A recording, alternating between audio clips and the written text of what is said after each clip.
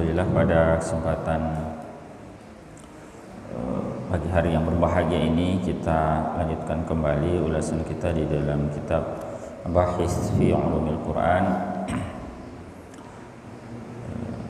Masih berkaitan dengan pembahasan sababun nuzul. Ini pembahasan terakhir insyaallah. Ini subtopik al-istifadatu min nuzulil Qur'ani munajjaman fit tarbiyati wat ta'lim. Mengambil faidah dari turunnya Al-Qur'an secara berangsur dalam bidang tarbiyah dan ta'lim, dalam bidang pendidikan dan pengajaran.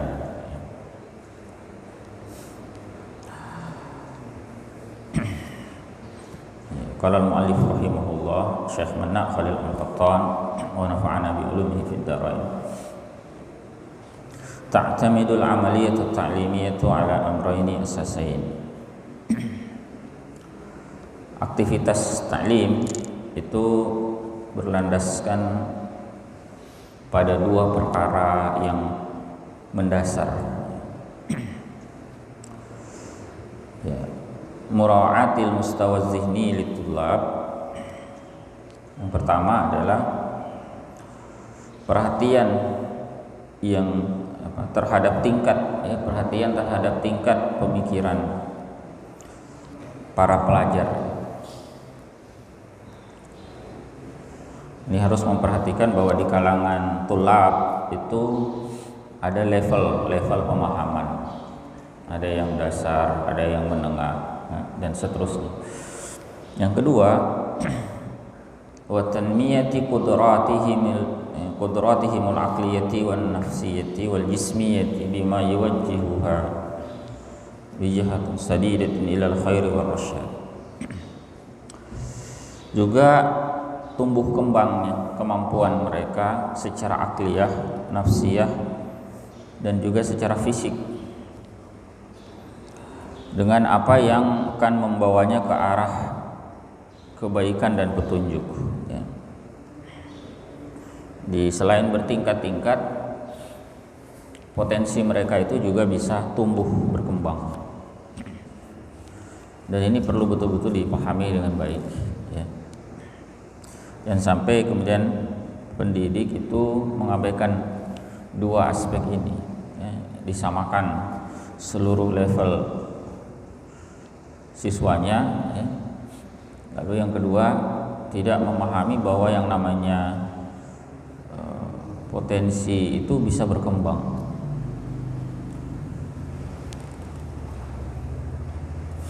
Ya, wa nahnu nalhazu fi hikmati nuzulil Qur'ani munajjaman ma yufiduna fi mura'ati hazainil amrayni 'ala an-nahwi alladhi dzakarnahu anifa.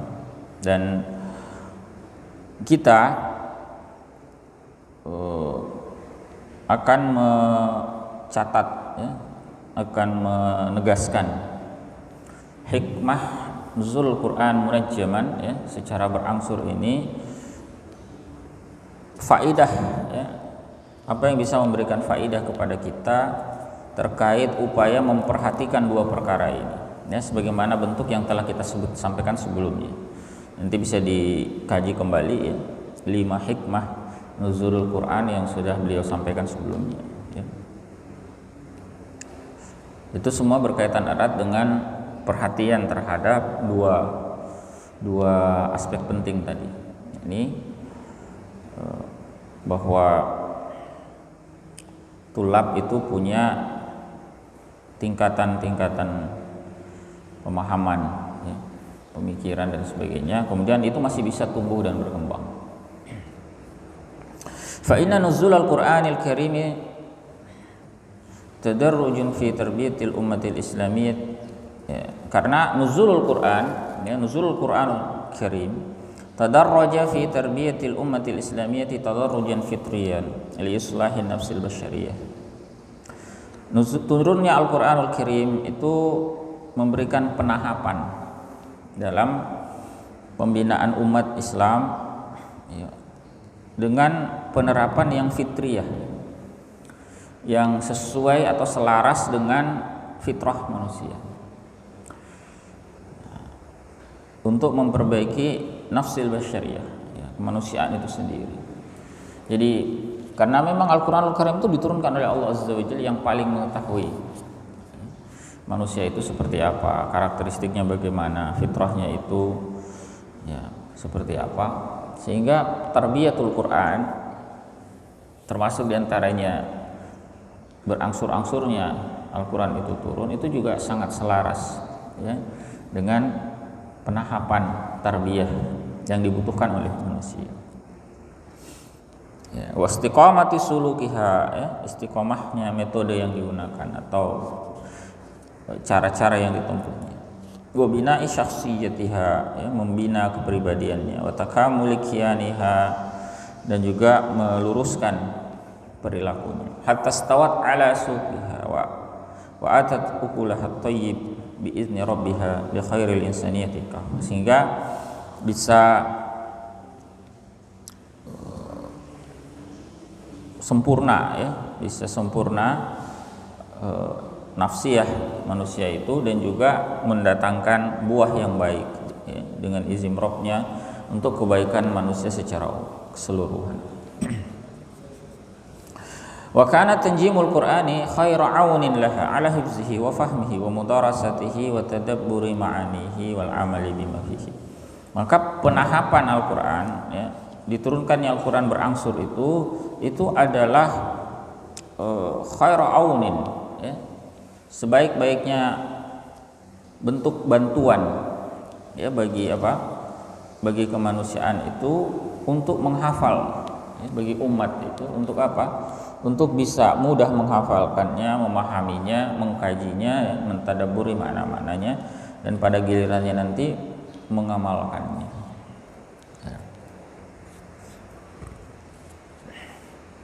Kemudian beliau melanjutkan, wa bayyana nuzulal Qur'ani fi matla'il wahyi bil qira'ati wat ta'limi bi adatil kitabah. Ya, dia menjelaskan turunnya Al-Qur'an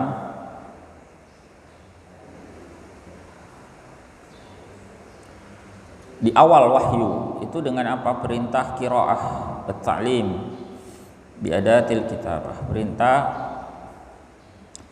membaca, ya, perintah mengajar itu dengan apa? Dengan alat-alat penulisan. Jadi wahyu awal, ya, misalnya di sini disampaikan surah Al-Alaq ayat 1 sampai 5. Ini wahyu pertama yang berisi perintah kepada umat manusia itu untuk membaca, atau kalau kita luaskan maknanya sebagaimana juga dijelaskan para ulama, itu belajar, perintah untuk belajar. Dan Iqra, ya, bismi rabbikal ladzi khalaq, itu perintah pertama, dan menegaskan bahwa belajarnya manusia itu harus didasarkan kepada apa? Semata-mata mengharapkan keridhaan Allah Azza wa Jalla. Bismi rabbikal ladzi khalaq, dengan nama Rabbmu yang telah menciptakan. Jadi dihubungkan, ya, perintah belajar itu dengan kesadaran, ya, hubungan kita dengan Allah Azza wa Jalla, ya, sebagai Al-Khaliq, ya, sebagai pencipta. Khalaqal insana min 'alaq, ya, yang telah menciptakan manusia dari segumpal darah. Lalu kemudian ditekankan kembali Iqra wa rabbukal akram, ya, perintah ini, perintah membaca, perintah belajar, ya, ini dikaitkan lagi dengan kemurahan Allah Azza wa Jalla, luasnya karunia Allah, bahwa Allah itu karim, ya. Alladzi 'allama bil qalam, yang mengajarkan manusia itu dengan qalam. Ya, ini termasuk alat-alat kitabah, ya, alat-alat penulisan.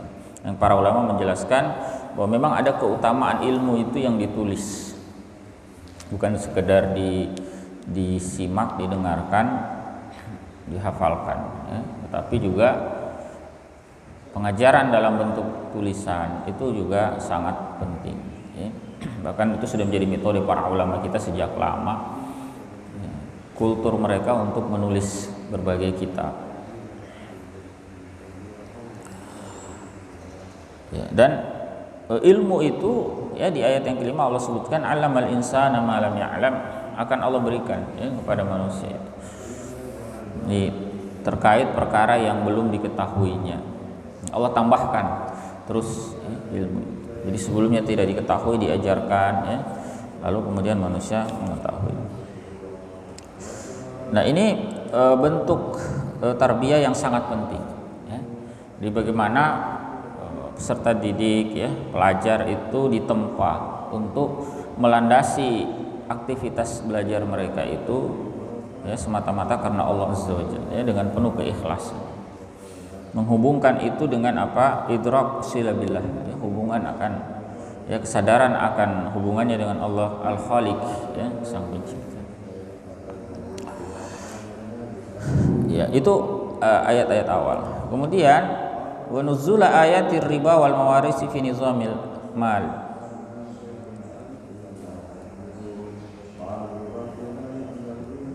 Jadi turunnya ayat-ayat riba ya, ayat-ayat tentang kewarisan terkait aturan harta. Kemudian au nuzula ayatil qitali fil mufasalati tamati bainal islami wasyirk.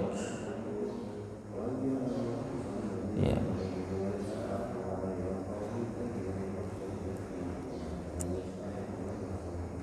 Ya, ini afwan ini ya. Ini bukan bayyana ya, tapi baina ya. Jadi wa baina nuzulil Quran, di antara turunnya Al-Quran di awal-awal wahyu ya. Ini untuk menegaskan tadi penahapan awal ya. Jadi bukan bayan tapi baina. Kemudian wa nuzuli ayatir riba wal mawarisi fi nizamil mal, turunnya ya, di antara turunnya ayat-ayat riba dan al mawaris ya, berkaitan dengan warisan fi nizamil mal, dalam aturan harta. Au nuzuli ayatil qitali fil mufasalati tamati bainal islam wasyirk, atau turunnya ayat-ayat tentang perang ya, dalam rangka membedakan secara total antara Islam dan kesyirikan ya. Baina dzaka wa hadza marahilu tarbawiyatin katsiratin laha asalibuha allati tulai mustawal mujtama'il islami fi tadarrujihi min ad-dha'fi ila al-quwwah wa min al-quwwati ila syiddatil ba's ya.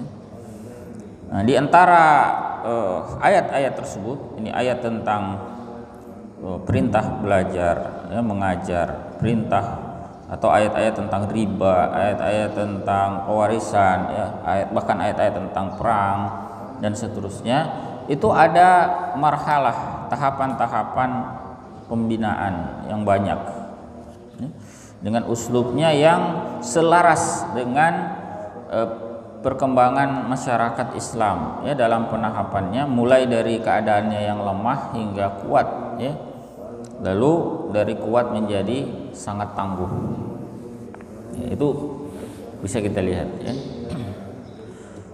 Bagaimana misalnya yang lalu ya sempat dicontohkan ya, pengharaman khamar misalnya, itu diturunkan betul-betul dalam bentuk penahapan yang membuat umat saat itu siap ya, dengan penerapan khamar yang sangat tegas. Jadi dimulai dulu dengan mengisyaratkan betapa khamar itu bukanlah bentuk rezeki yang baik ya, meskipun belum dinyatakan sebagai perkara yang haram. Lalu yang kedua juga disampaikan tentang larangan ya, atau jawaban atas pertanyaan mereka ketika mereka bertanya-tanya tentang khamar dan judi ya, betapa kedua perkara itu adalah perkara yang mengandung dosa besar, tapi juga ada manfaatnya. Lalu ditegaskan bahwa dosanya itu ya, lebih besar daripada manfaat, tapi belum dilarang. Nah, pelarangan awal itu berkaitan dengan apa? Di ayat surah An-Nisa itu tentang larangan mabuk ya ketika hendak ya, mendekati sholat. Jadi itu sebetulnya belum tegas. Kenapa? Karena yang dilarang itu mabuknya, itu pun dalam kondisi terbatas ya. Kalau hanya minum tapi tidak mabuk ya enggak, atau mabuk ya, minum sampai mabuk tapi di luar waktu yang dilarang. Nah, itu dilakukan sedemikian rupa ya, baru kemudian diharamkan secara total pada akhirnya. Ya. Demikian pula dengan ayat-ayat riba. Ya. Penahapannya juga kurang lebih seperti itu. Sebelum dia diharamkan secara total, ada penahapan yang lebih mengukuhkan kesiapan umat saat itu untuk menerima ya, keharaman dan seterusnya. Ya. Perang juga seperti itu. Kalau perang itu perintah, dan itu termasuk perintah yang berat, ya, karena orang yang berperang itu bisa saja mengorbankan seluruh apa yang dimilikinya dalam kehidupan dunia, bisa hartanya, bahkan bisa nyawanya, ya, dan seterusnya. Dan itu perlu persiapan yang berat. Makanya dalam ayat-ayat jihad itu juga diturunkan banyak tahapan, ya. Mulai dari persiapan umat Islam, ya, agar bersiap menghadapi musuh, ya, dan bersikap defense, ya, mempertahankan diri dan seterusnya.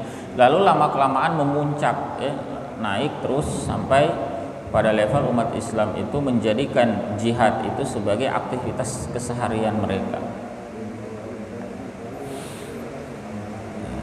Kita perhatikan ya, di masa Nabi Shallallahu Alaihi Wasallam itu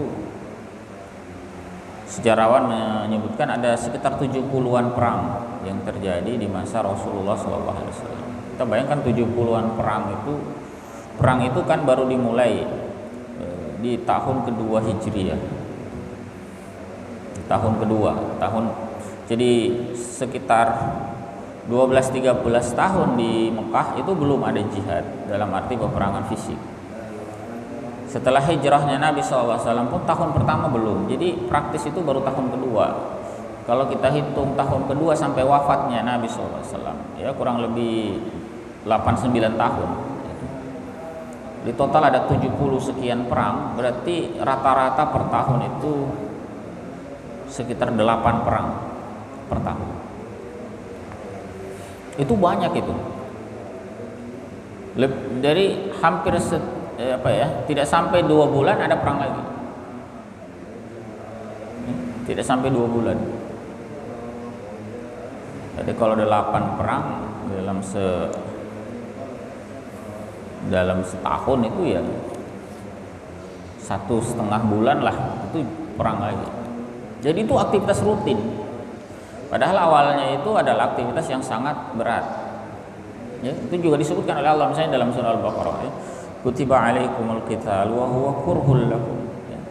Telah diperintahkan kepada kalian untuk berperang, padahal itu adalah sesuatu yang kurhul lakum, yang kalian benci, ya, yang kalian tidak suka. Ya, lalu kemudian kelanjutannya itu kan ayat yang kita kenal, wa asa an takrahu syai'a wa huwa khairul lakum. Boleh jadi kalian membenci sesuatu padahal itu terbaik bagi kalian. Sebaliknya, wa asa an tuhibbu syai'a wa huwa syarrul lakum. Ya, boleh jadi kalian mencintai sesuatu padahal sesuatu itu amat buruk bagi kalian. Ya, wallahu ya'lamu wa antum la ta'lamun. Allah mengetahui sedangkan kalian tidak mengetahui. Ya. Dan seterusnya. Di ayat-ayat itu pun juga bagian dari penahapan qital, ya, aktivitas jihad. Jadi yang awalnya itu sangat berat dirasakan, ya, karena bagaimanapun ya memang jihad itu berat, mengorbankan apa yang kita miliki dalam kehidupan dunia ini, bukan hanya harta, bahkan nyawa sekalipun. Nah, tetapi dengan tarbiyatul Quran, ya, yang diantara bentuknya adalah diturunkannya Al-Quran ini berangsur-angsur, itu membentuk karakter mereka sedikit demi sedikit, naik terus levelnya, ya, dari yang keadaan lemah menguat, ya, hingga semakin kokoh pemahaman dan pengamalan mereka, sehingga jihad itu pun menjadi sesuatu yang mereka jadi kultur, sesuatu yang sudah sangat rutin mereka kerjakan.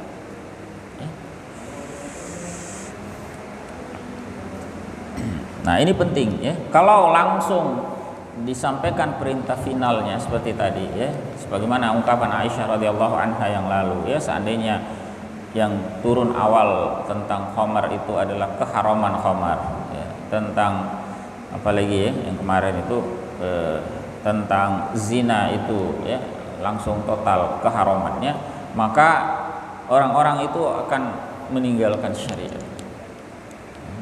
saking beratnya. Itu pandangan Aisyah radhiyallahu anha ya.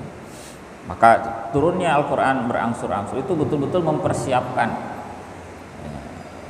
sesuai dengan tumbuh kembangnya pemahaman mereka ya, sesuai dengan level keadaan mereka saat itu yang terus dinaikkan sedemikian rupa hingga mereka benar-benar siap untuk melaksanakan syariat yang kelihatannya itu sangat berat, tapi sebetulnya kalau persiapannya sesuai insya Allah ya.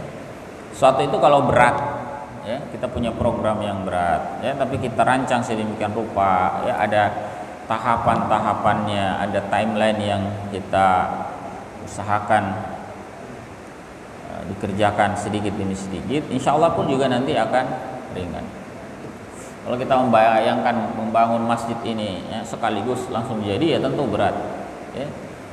Tapi kalau dimulai sedikit demi sedikit dengan fondasi yang kuat ya, dengan tiang-tiang yang kokoh ya, selanjutnya hingga nanti sempurna, itu akan menjadi bangunan yang kokoh kuat ya. Nah, demikian pula dengan pembinaan karakter manusia ya. Aspek penahapan itu sangat penting dalam tarbiyah ya. Wal manhajud dirasil ya, wal manhajud dirasiyul ladzi la yura'a fihi al mustawa az-zihni litullab fi kulli marhalatin min marahil at-ta'limi wa bina'i juz'iyatil ulumi ala kulliyatiha wal intiqal min al-ijmal ila at-tafsil. Jadi metode pengajaran yang tidak diperhatikan ya di dalamnya itu tidak diperhatikan level pemikiran atau level pemahaman pelajar pada setiap tingkatan ya, dari tingkatan-tingkatan pengajaran itu, dan juga bagaimana bina'u juz'iyatil ulumi, membangun parsial ilmu itu, bagian-bagian ilmu itu ala kulliyatiha ya, secara dari bagian-bagiannya secara utuh. Artinya dari proses ya pengajaran itu membangun bagian-bagian ilmu itu setelah diberikan gambaran secara utuh. Kemudian wal intiqalu minal ijmali ila tafsil ya, beralih dari penjelasan global kepada penjelasan rinci. Aula yura'a tanmiyatu jawanibi syakhsiyatil aqliyati wan nafsiyati wal minhi wal jismiyah, atau tidak diperhatikan ya tumbuh kembang aspek kepribadian baik secara akliyah dan nafsiyah ya, juga secara fisik, itu merupakan manhajun fasyil ya, itu merupakan sistem yang gagal, metode yang gagal ya. La tajni minhul ummatu samarat ilmiyatan siwal jumudi wat takhalluf ya, tidak akan memberi ya, atau umat itu tidak akan mendapatkan darinya buah ilmiah kecuali apa? Kejumudan dan kemunduran. Ini kan kalau ada anak baru belajar matematika misalnya, itu sudah dikasih matematika yang rumit, sudah diajari kalkulus ya, sudah diajari trigonometri, sudah diajari matematika lanjut, padahal belum lagi dia siap ya, untuk tambah kurang saja dia tidak begitu paham, perkalian dia tidak mengerti. Nah, itu pentingnya penahapan. Nah, belajar ilmu syariah juga begitu ya. Jangan sampai pelajar baru, orang yang baru ngaji itu kemudian diajari perbandingan mazhab misalnya, itu melampaui batas, belum siap mereka dengan keadaan seperti itu. Jadi sudah diajari sikap yang berlebihan ya. Apalagi masih pelajar pemula, ternyata apa? Sudah dijejali dengan berbagai macam kritikan terhadap ulama lain ya. Padahal ilmunya saja belum ngerti ya. Jadi orang yang dasar itu ya diajari lah ya, diajari. Bila perlu diajari baca Quran terlebih dahulu, diajari bahasa Arab dasar, diajari fikih-fikih praktis, Bagaimana dia bisa beramal itu dengan sederhana. Nah, kalau belum apa-apa sudah diajari perbedaan mazhab, sudah diajari firqah ini, firqah itu, ya, dengan berbagai macam kerumitannya, itu akhirnya menimbulkan jumud dan takhalluf, ya. Kan menimbulkan sikap kaku, ya. Bahkan kemunduran. Kita menjadi sangat mundur, ya. Bayangkan ada pelajar pemula baru awal-awal belajar ilmu lantas melontarkan ungkapan kurang ajar, ya, semacam kita ini mau ikut as-sunnah atau mau ikut imam mazhab, ikut rasul atau ikut imam mazhab. Ini kan omongan lancang yang tidak mengerti posisi dirinya, tidak mengerti apa yang dia ucapkan. Di pelajar pemula itu ya belajarlah baca Al-Quran dengan benar, belajar sholat dengan benar, bersuci dengan benar, ya, belajar usul, ya, ilmu-ilmu dasar sebelum terjun kepada pembahasan yang rumit.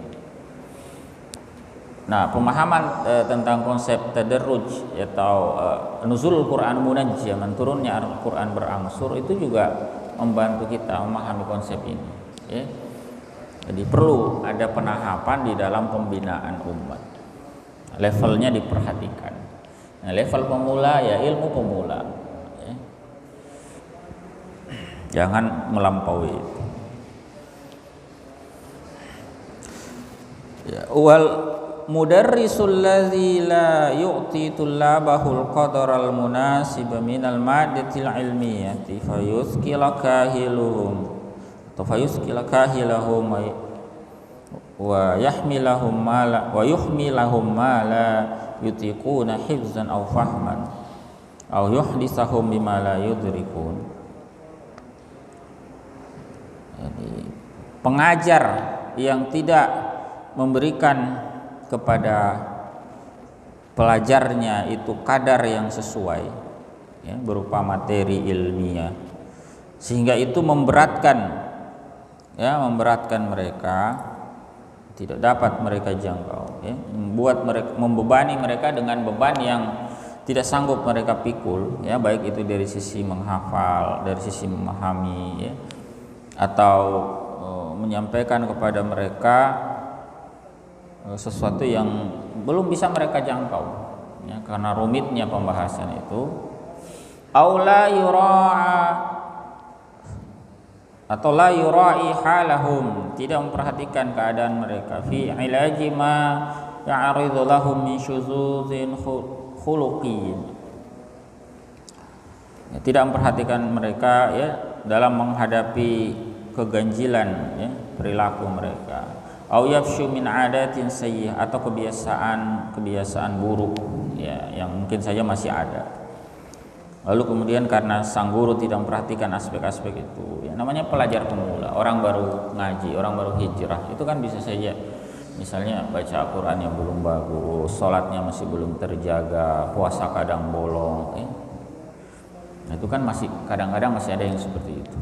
Nah, lalu kemudian pengajarnya pun tidak bersabar, tidak memperhatikan aspek tadi, maka fayaqsu wa yata'assaf, dia kemudian bersikap keras, ya, dan kasar. Wa ya'khuzul amra duna unatin warawiyah, ya, dia menanggapi urusan tersebut itu dengan tanpa bersabar, ya, tidak bertahap, tidak bijaksana, ya, tidak ada tadarruj wa hikmah. Maka, ya, al-mudarrisul ladzi yaf'alu dzalik, ya, pengajar yang melakukan hal demikian itu mudarrisun fasyilun kadzalik, ya, merupakan pengajar yang gagal juga. Gagal juga tuh pengajar itu. Ya, bagaimana tulabnya atau pelajarnya itu baca Quran masih belepotan, lalu yang diajari justru mengkritisi para ulama.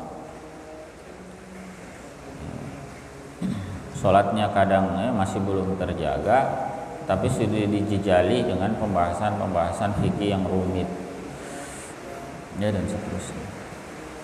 Jadi perlu itu sesuai tahapan, ya. Ini dari aspek syakhsiyahnya, akliyahnya masih masih belum mampu menjangkau, ya jangan dulu. Diajari dulu lah ilmu-ilmu dasar, ilmu-ilmu alat itu penting ya. Kadang kita itu langsung kasih hasil, alatnya nggak diajari. Diajari fikih tapi tidak diajari usul. Nah, itu berbahaya sebetulnya. Kalau dalam konteks pengamalan praktis agar kita itu bisa sholat dengan baik, bersuci dengan baik, nah pengajaran fikih praktis itu penting karena untuk mereka bisa amalkan. Tapi kalau sudah masuk mengkritisi, ya menganalisis pandangan ya, yang berbeda misalnya, apalagi sampai memperbandingkan antar mazhab, itu tidak bisa tidak, itu harus dibekali dengan ilmu alat yang memadai. Usulnya harus kokoh, ya, usul fikih, usul hadis, usul tafsir, ya. Demikian juga dengan ilmu-ilmu bahasa Arab, ya. Itu harus kokoh, baru dia bisa masuk terjun ke aspek yang rumit itu. Nah, selama belum sampai ke situ tidak usah, ya. Tidak usah. Sama parahnya kalau kita mengajari ya anak yang tadi itu belum tuntas matematika dasarnya, lalu kita kasih matematika tingkat lanjut, yang muncul nanti kekacauan. Entah dia yang kacau secara internal atau dia mengacaukan orang lain. Itu perhitungan itu salah begini, padahal ternyata dia yang nggak ngerti. Ya, dia mengkritisi ulama, padahal levelnya tidak ada apa-apanya, ya sangat jauh.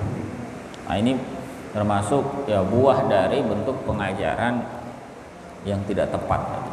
Ya, maka penting tadi menyesuaikan ya dengan kadar, dengan level pelajarnya.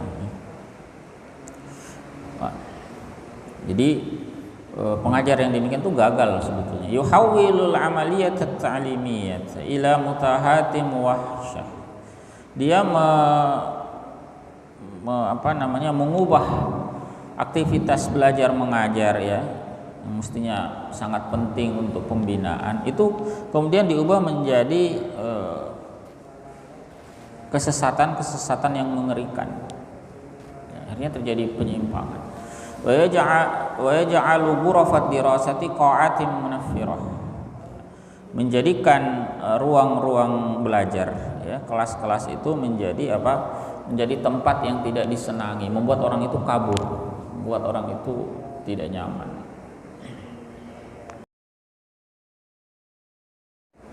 Demikian pula waqis ala hazal kitabil mudarrisi ya, atau mudarrasi. Kiaskan juga ya, Anda bisa juga menganalogikan hal ini dengan apa? Kitab yang dijadikan sebagai bahan pengajaran. Kitab yang dipakai untuk belajar itu. Kitab itu kalau sistematikanya nggak bagus ya, itu juga sulit ya. Makanya sekarang itu kalau belajar kitab itu juga kitab sesuaikan level kita ya. Kalau kita masih dasar ya pelajarilah kitab dasar, jangan belum apa-apa sudah level yang tinggi ya, itu berbahaya, buruk ya. Fal kitabul ladzi la tantazimu mawdu'atuhu wa fusuluh, kitab yang tidak tersistematika dengan baik ya, topiknya, pasal-pasalnya tidak tersistematika dengan baik. Wala tatadarraju ma'lumatuhu minas sahih ila sha'b, tidak bertahap maklumat atau ilmu yang dikandung di dalamnya itu dari mudah naik terus ya tingkatan kesulitannya. Wala tatarattabu juz'iyatuhu tartiban muhakkaman munassaqa, tidak tertata ya bagian-bagiannya itu dengan tertib ya, dengan sistematika yang bagus yang memudahkan ya, selaras rasi ya. Wala yakunu uslubuhu wadihan fi ada'il ma'na al-maqsud ya, uslubnya tidak jelas dalam menghantarkan makna yang dimaksudkannya. Itu adalah kitabun yunaffiru thaliba min qiraatih, itu kitab yang akan membuat pelajar itu kabur ya, berhenti membacanya. Nah, maka baca kitab itu kan juga perlu yang bagus sistematikanya ya. Akhirnya kalau tidak seperti itu orang juga akan meninggalkan. Baru baca sedikit ya sudah tidak nyaman, sudah puyeng. Ya. Atau bisa juga karena siswanya ngambil kitab yang tidak selaras gitu. Harusnya ini untuk pembelajar tingkat lanjut ya, yang membaca adalah pelajar pemula. Nah, itu juga bisa juga ya. Sebetulnya sistematikanya sudah bagus tapi untuk level yang tinggi, tapi kemudian yang membacanya adalah yang belum sampai ya. Akhirnya apa? Wa yahrumuhu minal istifadati min, dia pun tidak dapat mengambil faidah ya dari kitab. Nah, sebagai penutup ikhwafillah rahmatullahi alaikum, beliau mengatakan wal hudal ilahi fi hikmati nuzulil qur'ani munajjama. Petunjuk ilahi dalam hikmah nuzul Quran secara bertahap itu atau secara berangsur, huwal uswatul hasanatu fi siyaqati manahijit ta'lim ya. Ini merupakan huswah hasanah, contoh ya, contoh yang baik dalam penyusunan metode pengajaran ya. Wal akhsi bi amsalit turuqi ya fil asalibi tarbawiyyati biqa'atid dars wa ta'lifil kitabil mudarrasi ya. Dan juga sebagai contoh yang baik bagaimana memilih ya metode terbaik dalam uslub ya, tarbiyah ya, uslub pembinaan dalam aspek pengajaran. Dan juga yang terakhir wa ta'lifil kitabil mudarrasi, yang penting juga dalam sebagai contoh yang baik dalam penyusunan kitab pengajaran. Jadi ada beberapa aspek tadi ya. Bagaimana menyusun kurikulumnya ya. Itu disusun sedemikian rupa yang sistematikanya itu memudahkan. Tidak rumit. Nah, itu perlu penahapan yang mudah, naik level terus ya, sampai orang itu menjadi mahir. Nah, kalau tidak memperhatikan ini ya berbahaya.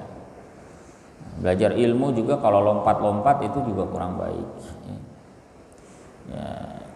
Yang sampai juga begini ya, kita belum selesai kitab dasar lalu ada pengajian di sini kitabnya begini-begini, lalu kita karena sangat semangat, padahal sebetulnya mestinya kita tuntaskan dulu yang akhirnya yang dasar dia tinggalkan, dia ikut tingkat lanjut, padahal sebetulnya levelnya belum ke situ. Nah, ini pelajar harus bisa tahu diri dan pengajar pun harus bisa mengenali itu ya, dari pelajarnya, bahwa level pelajar saya itu masih segini ya, jangan dijejali dengan yang lebih berat ya, dinaikkanlah sedikit demi sedikit sesuai dengan pemahaman. Nah, kalau seperti itu insya Allah ya, kalau itu dilakukan dengan baik itu akan lebih efektif ya pengajaran itu. Dan itu sudah dicontohkan ya dalam pembahasan sababun nuzul ini, bagaimana ya ayat-ayat Al-Qur'an itu turun berangsur-angsur, di antara hikmahnya tadi membentuk ya, mengokohkan pemahaman ya, terhadap bukan hanya pemahaman ya, tapi juga nanti pengamalan ya, terhadap kandungan ayat-ayat Al-Qur'anul Karim ya. Wallahu a'lam bissawab ya. Demikian ikhwafillah rahmatullahi alaikum ya, ulasan ringkas kita di bagian akhir ini sebetulnya penutup ya dari pembahasan sababun nuzul ya. Silakan kalau ada yang ingin disampaikan.